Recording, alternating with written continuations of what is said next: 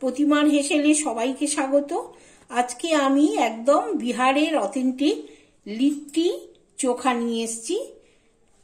তা এটা বানানো খুবই সোজা, বাড়িতে ভালোভাবেই বানানো যায়। শীতকালে এটা খুবই ভালো লাগে। আমি এখানে বেগুনের চোখা দিয়েছি, মানে বেগুন ভর্তা যেটা বলে, তার সঙ্গে পেঁয়াজ, কাঁচা লঙ্কা আর ধনেপাতার চাটনি দিয়ে সার্ভ করছি। যদি ভালো লাগে তাহলে আপনারা অবশ্যই একটা লাইক করবেন। তা চলুন রেসিপিটি দেখে নিই।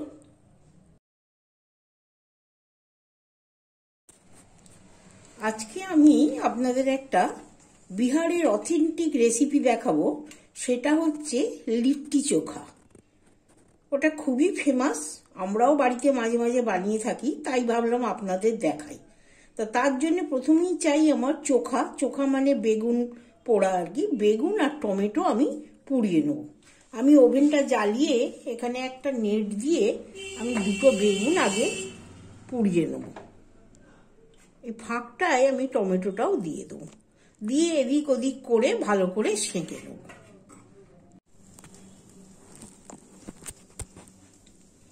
এই দেখুন আমার সেঁকা হয়ে গেছে। আমি উল্টে পাল্টে একটা নামিয়ে নিয়েছি, জায়গাটা ছোট ছিল বলে।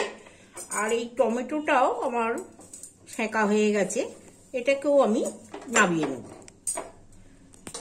নিয়ে ওভেনটা বন্ধ করে দিলাম। এটাকে ঠান্ডা করে নেব। ঠান্ডা করে এবার খোসা ছাড়িয়ে আমি ফেরত আসছি। খোসা ছাড়ানো হয়ে গেছে, এগুলো মাখাও হয়ে গেছে। আর এখানে আমি পেঁয়াজ, আদা, রসুন, কাঁচা লঙ্কা, ধনেপাতা কেটে রেখেছি।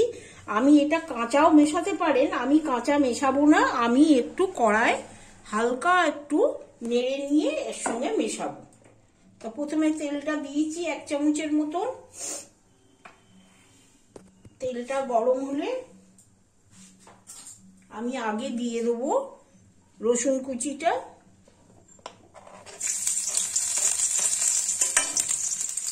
তারপরে দিয়ে দেবো পেঁয়াজ কুচিটা। আমি যেহেতু এটা ডিনারে করছি, ওই জন্য আমি একটু কাঁচা না দিয়ে একটু নেড়ে নেব।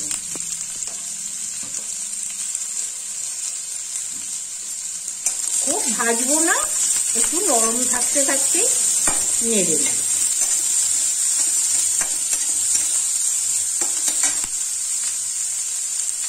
এবার এর সঙ্গে আমি আদা কুচি, কাঁচা লঙ্কা কুচি দিয়ে দেব।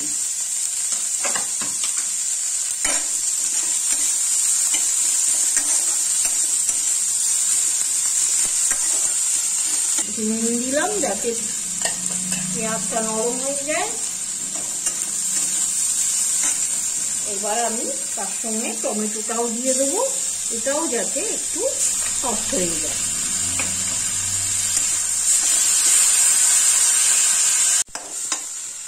দেখুন আমার একটু নেড়ে নিয়েছি। এইবার আমি এই বেগুনটাকে দিয়ে দেবো।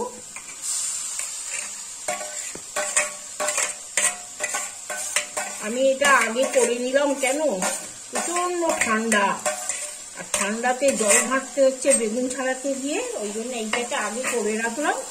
তারপরে আপনাদের লিট্টির পুর আর আটাটা মাখা দেখাবো।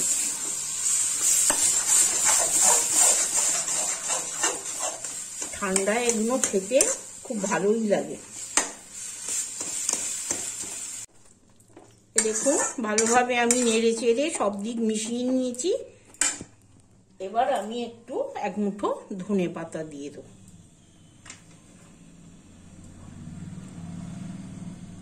দিয়ে এটাকেও নাড়িয়ে নেব। তৈরি হয়ে গেল আমার চোখাটা। এখন এবার লিট্টির জন্য প্রস্তুতি আরম্ভ করব। আমি ওই লিট্টি যে বানাবো তার আটাটা আগে মেখে নেব। এখানে গমের আটাই নিতে হবে, আমরা যে আটা দিয়ে রুটি খাই সেই আটাই নিতে হবে, এখানে ময়দা চলবে না। আমি এখানে একটু নুন দেবো, একটু স্বাদ অনুযায়ী নুন দেবো। আমি এখানে 2 কাপ আটা নিয়েছি, মানে 300 গ্রামের মতন। একটু স্বাদ অনুযায়ী নুন দিলাম, আর একটু জোয়ান হাতে ঘষে দিলাম।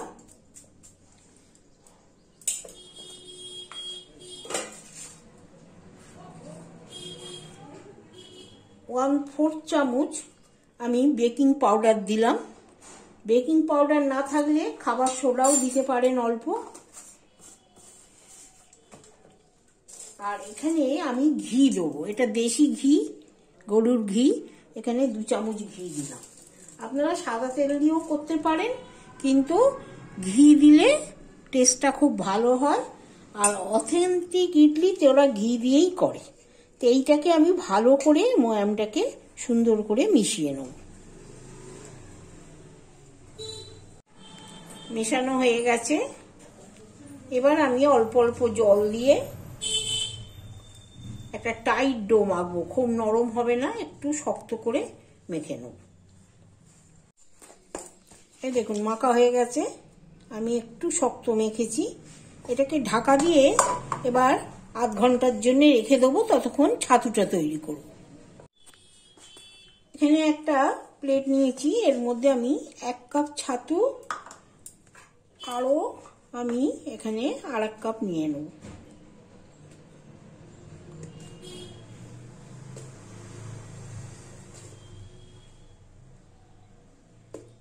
এখানে 2 কাপের মতন আমিও ছোলার ছাতু নিলাম।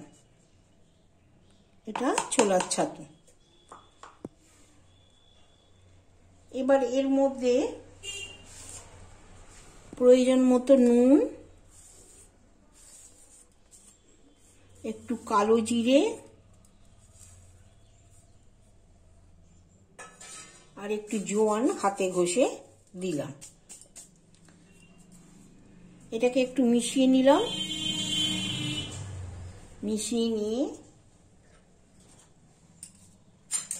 এর মধ্যে আমি রসুন কুচি, এই 6-7টা রসুনের কোয়া কুচি করে, আর একটু আদা, 1/2 ইঞ্চি মতো আদা গ্রেট করে, 2টো কাঁচা লঙ্কা দিয়েছি, ঝালটা আপনাদের মতন পছন্দ অনুযায়ী দেবেন। একটা পেঁয়াজ দিয়েছি, কুচো করে কেটে একটা পেঁয়াজ দিয়েছি, আর খানিকটা ধনেপাতা দিয়েছি।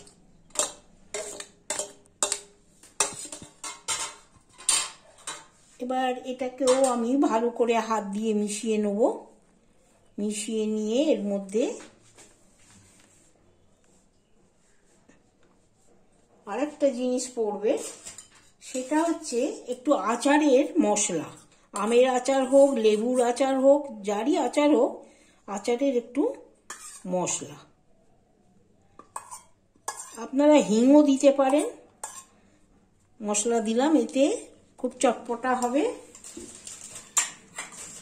আর একটু সর্ষের তেল, 2 চামচ মতো সর্ষের তেল দিয়ে এটাকে খুব সুন্দর করে মিশিয়ে নিতে হবে। মিশিয়ে নিয়েছি। এবার আমি আটাটাও সেট হয়ে গেছে, আমি আর একটু ঠেসে নিলাম। নিয়ে আপনাদের যেরকম পছন্দের সেরকম ছোট বড় করতে পারেন। আমি মোটামুটি এইরকম সাইজের করলাম।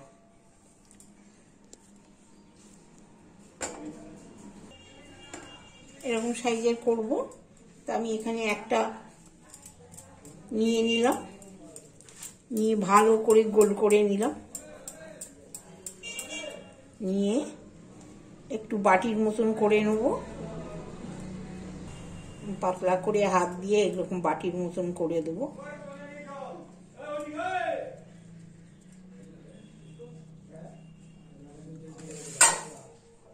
করে এই রকম ভেতরে আমি 2 চামচ মতো, আপনাদের যেরকম খুশি আপনারা দিতে পারেন, দিয়ে এবার এই বুড়ো আঙুল দিয়ে সাইডগুলো চাপ দেবো আর এটাকে ধরে ধরে ঘোরাবো। অনেক বেশিও ভরা যেতে পারে। এই দেখুন এরকম করে এই চাপ দিয়ে দিয়ে সাইড থেকে থেকে চাপ দিলে না এটা ছোট হয়ে আসবে আর এটা বাটির মতন হয়ে যাবে। নিয়ে এবার আস্তে আস্তে এই মুখটাকে নিয়ে বন্ধ করে দেব। এরকম করে আমি সবগুলো ভরে ফেরত আসছি। এই দেখুন আমি সবগুলো তৈরি করে নিয়েছি। এখানে চারটে 8টা, একে 9টা হয়েছে। এইটুকুনি বেঁচে গেছে, এটা রেখে দেবো, অন্য কোনো সময় কাজে লেগে যাবে। তাই এখানে আমি আগে থেকেই একটা কড়া চাপিয়ে একটু নুন দিয়ে একটা স্ট্যান্ড দিয়ে দিয়েছি। এই নুনে আমি অনেকবার বেক করেছি, ওই জন্য একটু লালচে হয়ে গেছে। কেননা আমাদের তো আর ঘুঁটের আগুন নেই বা কয়লারও আগুন নেই, আমরা এইভাবেই করব বা মাইক্রো ওভেনে করব। তা আমি এখানে একটা স্ট্যান্ড নুন দিয়েছি, নুনটা গরম হয়ে গেছে, তার মধ্যে একটা স্ট্যান্ড বসিয়ে আমি ঢাকা দিয়ে রেখেছিলাম 5-10 মিনিট, গরম হয়ে গেছে। এবার আমি এখানে একটা এরকম জালি বসিয়ে দেবো, এরকম জালি। আর এরকম জালি না থাকলে আপনাদের ফুটো ফুটো ওই যে থালায় যে থাকে সেরকম জালিও বসাতে পারেন, বা একটা স্টিলের প্লেটে একটু তেল মাখিয়ে এরকমও বসিয়ে দিতে পারেন। এবার এটার মধ্যে আমি একটা এক করে লিট্টিগুলোকে সাজিয়ে দেবো।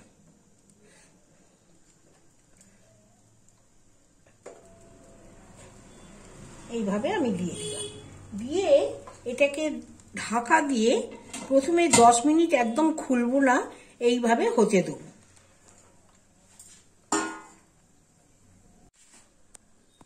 10 মিনিট হয়ে গেছে, এ দেখুন আমার এক পিঠ হয়ে গেছে। আমি আরেকবার উল্টে দেবো। বেক হলেই দেখবেন লিট্টিতে ফাট ধরবে।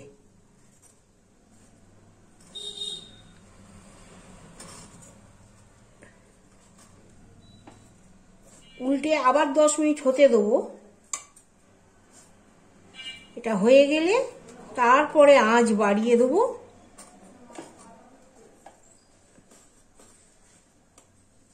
এটা আরো 10 মিনিট হোক, হয়ে যাবার পর আমি আঁচ বাড়িয়ে দেবো। এখন আঁচটা মিডিয়ামে রাখা আছে।